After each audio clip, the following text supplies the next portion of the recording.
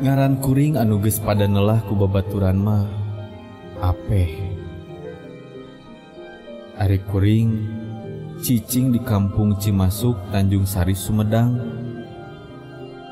Can lila kuring cicing di imah nu aya di Cimasuk teh. Nya bisa kasebut anyar keneh ti saprak kuring boga pamajikan. Malahan ayeuna teh kuring keur boga budak orok. Di daerah anu dicicingan ku kuring teh loba batur anu ngomongkeun angker cenah. Sok loba anu kawenehan ninggali jurig. Kuring teu pati ngarespon kana panyingsieunnan sarupa kitu. Sabab kuring mah kasub jalma anu teu percayaan kana ayana jurig teh. Jeung dina ayana oge pamikir kuring urang nafsi-nafsi we da puguh sidik beda alam. Carita ngeunaan kaayaan lembur anu keur ditempatan ku kuring yen sok aya jurig anu bungkeleukan teh lain ti saurang. Tapi geus loba caritaan ti babaturan-babaturan anu sejena. Anu pernah ningali Kunti atawa anu pernah dipegat ku jurig. Basa keur ngulamprang tengah peuting di lembur eta. Tapi pirang-pirang carita pikasieun anu kadenge ku kuring teh teu pati dianggap. Da kuring geus gilig hayang misah jeung kolot nya ngadon nyicingan imah di eta lembur. Pagawean kuring nyaeta sok kana ngagambar tato. Malahan sok loba anu daratang nu ngahajah hayang ditato. Dina salah sahiji peuting kuring kadatangan ku 3 urang jalma.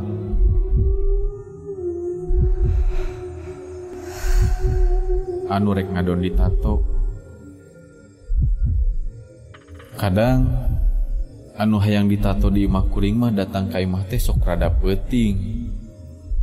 Maksudna teh supaya leuwih nyantai cenah ditatona. Harita basa anu tiluan daratang salah saurang ti anu tiluan aya nu nanya ka kuring ngeunaan ti tinggalianana basa di luareun imah. Hari di luar saeta siga aya jelema anu ngadon nyoot cai. Tinggalian meureun maneh mah teu aya sasaha. Komo deui geus peuting kieu mah geus jarang aya jalma anu ngadon ngulampreng di luar atuh ah. Oh, kitunya. Tapi abdi tadi samemeh asup ka bumi sareretan siga ningali aya jelema anu nyoot cai dina babalongan alit. Jeung deui abdi ngambeu kembang anu kacida seungitna. Ah, tinggalian hungkul meureun eta mah jang. Ya ana, abdi ningali katinggalna siga nganggo acuk bodas. Ah, buktikeun ka ditu cing hayang tingali jang lah. Kuring tenuruskeun obrolan ngeunaan ti tinggalian salah saurang jalma anu datang teh. Caritana kuring ngamimitian ngalaksanakeun pagawean. Nyata kuring ngamimitian nato.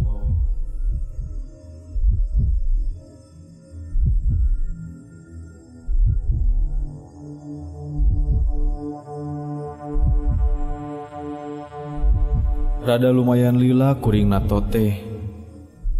Ugu ge aya tiluan. Jeung gambar tatona ge garde deui. Sok sanajan kitu oge ari terus digawekeun mah teu karasa. Hampir beres pagawean kuring teh. Selang sababaraha lila sabot kuring keur jongjon. Ujug-ujug kadenge ti saluareun imah aya sora entog.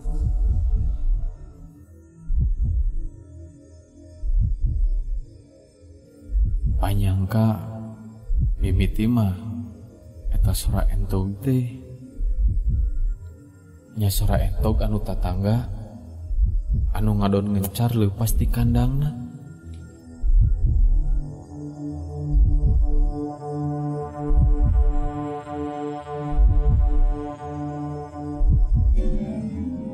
Keur kitu aya kejadian anu tara biasana. Malahan kuring oge mimiti ngarasa aneh jeung ruas. Sabab mesin alat paraginato teh bet jadi harirup sorangan. Mesin tato anu teu keur dipake jadi siga maruter ku sorangan. Padahal mesin paraginato teh ku kuring anu dijalankeun teh ngan ukur hiji. Kejadian sarupa kitu teh pangaruhna anu keur ditato jadi ngarasa aneheun. Jeung jadi sarieun.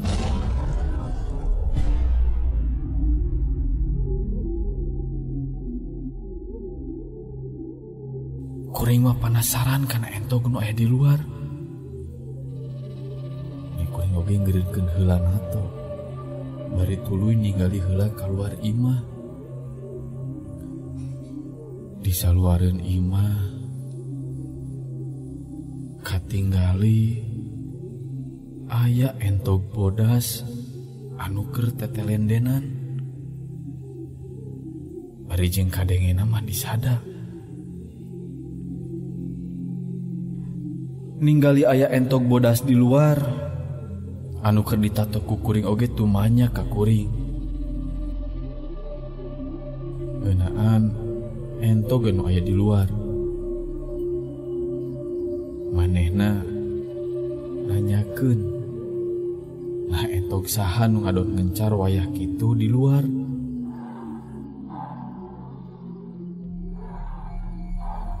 Supaya tenimbulkeun kasieun keur anu ditato, nya ditanya sarupa kitu teh.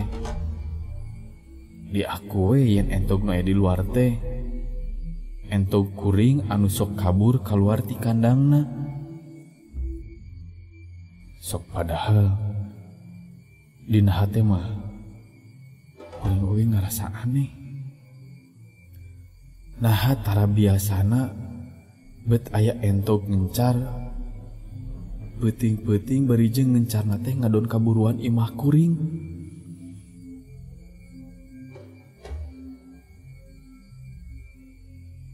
Basa diaku yen eta entog kuring salah seorang budak anu keur ditato ngomong ka kuring.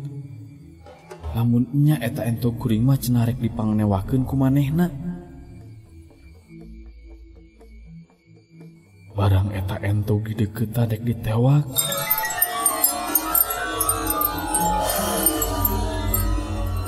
Nu araya bari panon manco ningali kana entog jadi cingra renjag.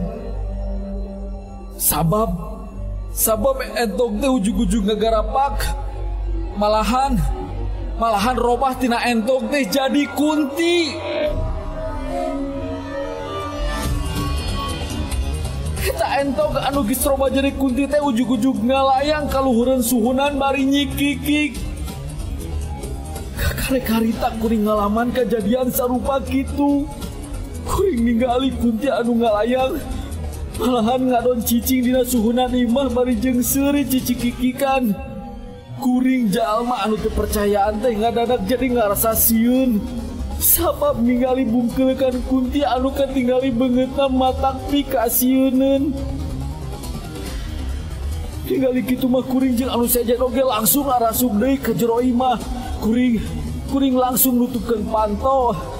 Malahan aya salah seorang budak anu keur ditato tadi ngadon ngahodhod awahing ku sieun. Anjir, kunti geuning. Lain entog. Sieun. Hayo gemat, arasuk deui ka jero imah ayo buru. Sugan we nya entog. Untung we teu kaburu katewak ku abdi. Yang geus we tong dipikiran teuing, da moal ngaganggu ka urang lah. Boha-boha, anu tadi katingali nyawa cai oge. Kunti meureun. Geus tong dipikiran wae ah.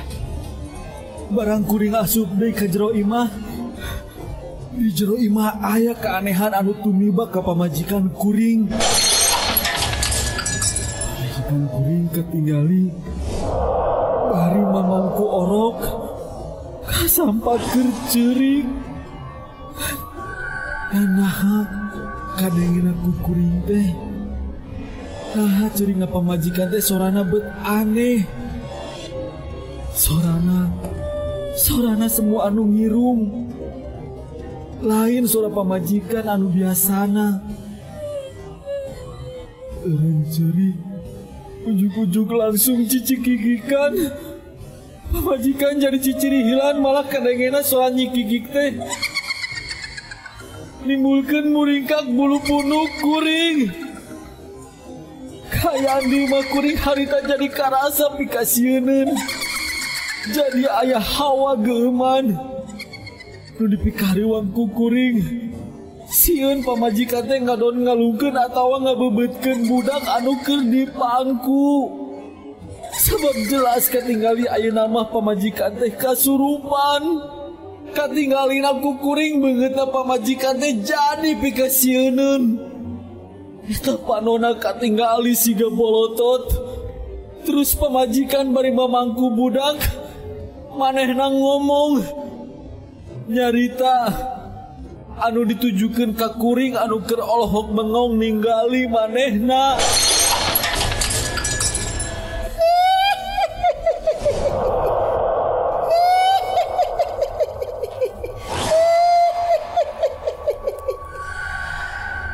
Ieu budak meuni kasep-kasep deui. Wayahna rek dipenta ku kuring. Ieu budak rek dibawa ku kuring.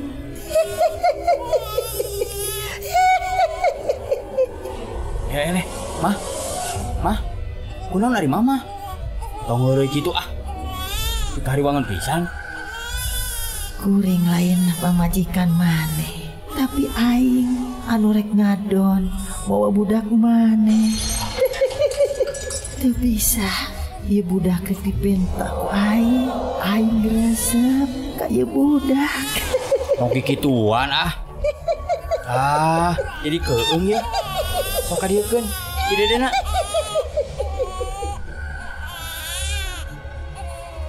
Kadenge kitu kuring beuki ngarasa reuas. Malahan lain kuring hungkul anu ngarasa sieun teh. Tilu urang jalma anu keur aya di imah kuring oge jadi cimpurungkut. Sieun ningali kana eta kajadian sarupa kitu. Kuring oge jadi tepuguh laku. Ya kudu kumaha nulungan pamajikan anu keur kasurupan ku Kunti. Kejadian sarupa kitu kakarek penting harita. Matakna kuring teu bisa nulungan nu jadi pamajikan. Kuring langsung nelpon ka kolot kuring. Maksudna kuring rek minta tulung kanu jadi kolot. Pikeun ngubaran pamajikan anu kasurupan ku Kunti. Teu lila kolot kuring oge dah datang ka imah. Malahan harita dibarengan ku salah seorang kolot tukang gubaran anu kasurupan. Basa pamajikan diperuhkeun ku salah seorang kolot anu ngubaran. Anu sejen nu aya di imah kuring ngadon ngaraji. Mantuan nyinglarkeun jurig anu aya dina jasan pamajikan. Rada lumayan lila eta Kunti asup ngaraksu ka pamajikan kuring. Malahan keukeuh pamentana hayang mawa budak kuring. Ngan hadena wae anu ngubaran teh elmuna luhur. Nya Kunti anu ngaraksu ka pamajikan oge kaluar bari ngoceak minta ampun. Sanggeus kaluar Kunti tina jasad pamajikan teh, kajadianana pamajikan oge langsung teh inget di bumi alam. Sadarna deui pamajikan geus pulih deui saperti ti sasari. Kuring oge ngarasa atuh sanggeus pamajikan bisa pulih deui mah. Beuting eta mah kuring oge teu neruskeun heula pagawean. Malahan tilu urang jalma anu keur ditato oge teu ngadon baralik harita. Maranehna masih kene ngarasa sieunun ku Kunti. Cenah maranehna rek ngadon balik teh engke we geus subuh. Di imah kuring peuting eta jadi loba jalma. Malahan tuluy ngarobrol tepikeun ka subuh. Pangpangna ngobrolkeun kajadian anu cikeneh kajadian. Kuring dibejaan ku kolot anu ngubaran pamajikan tina kasurupanna. Cenah lamun urang boga budak orok, omat lamun peuting tong jongjun teuing, tibra sare jeung deui tong pati garandeng teuing. Urang kudu teu waleh ati-ati dibarengan jeung ngadoa ka anu maha kawasa. Sabab cenah Kunti teh sok ngadodoho ka budak orok. Eta Kunti kadang lamun nincak wanci peuting sok aya di kamar cai, di suhunan, atawa aya di buruan imah.